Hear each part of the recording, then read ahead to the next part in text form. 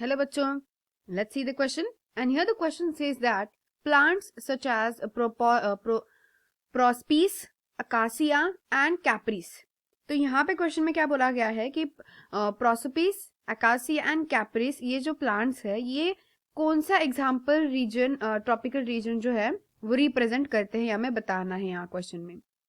तो यहाँ पे ऑप्शंस में 4 ट्रॉपिकल रीजन दिए गए हैं, जैसे कि थॉर्न फॉरेस्ट, फिर उसके बाद डेसिडियस फॉरेस्ट, फिर एवरग्रीन फॉरेस्ट एंड ग्रासलैंड।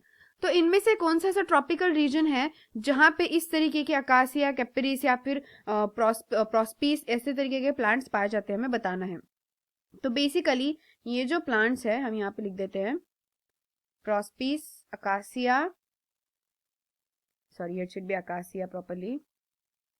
तो ये जो प्लांट्स के एग्जाम्पल है, इन प्लांट्स को, इनके प्लांट्स के नेम देखते ही समझ में आता है कि ये ऐसे प्लांट्स हैं जो कि एकदम मतलब कैसे होते हैं, जिनको थॉर्न्स होते हैं ऐसे कह सकते हैं। जैसे कि एलोवेरा का एग्जाम्पल बताया ना हमें कैसे होते हैं वो प्लांट्स दिखने में, वैसे। तो उन प्लांट्स को क्या कहा जाता है? Non succulent. Non succulent, okay. So ये कैसे होते हैं? ये बेसिकली इनमें बहुत सारे थॉर्न्स यानी कि कांटे प्रेजेंट होते हैं, कांटे होते हैं इनके बॉडी पे, इन प्लांट्स के। और ये ज्यादातर करके हॉट एरिया में पाए जाते हैं, जैसे कि हम कह सकते हैं हॉट डेजर्ट में पाए जाते हैं। और उसका एक एग्जांपल है that is a thorn forest, जो कि ऑप्शन नंबर ए में प्रेजेंट है। सो दैट्स वाई यहाँ पे हमारा आंसर तो ऑप्शन नंबर ए आने वाला है।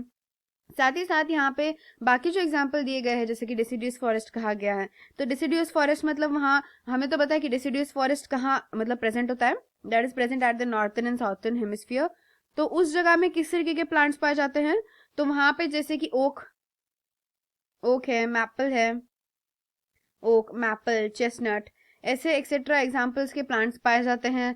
अगर हम एवरग्रीन फॉरेस्ट की बात करें तो वहां तो ऑब्वियसली ऐसे प्लांट्स होंगे जो ऑल टाइम ग्रीन रहते होंगे, जैसे कि अगर हम एग्जांपल लें, so we can take a rosewood as example here.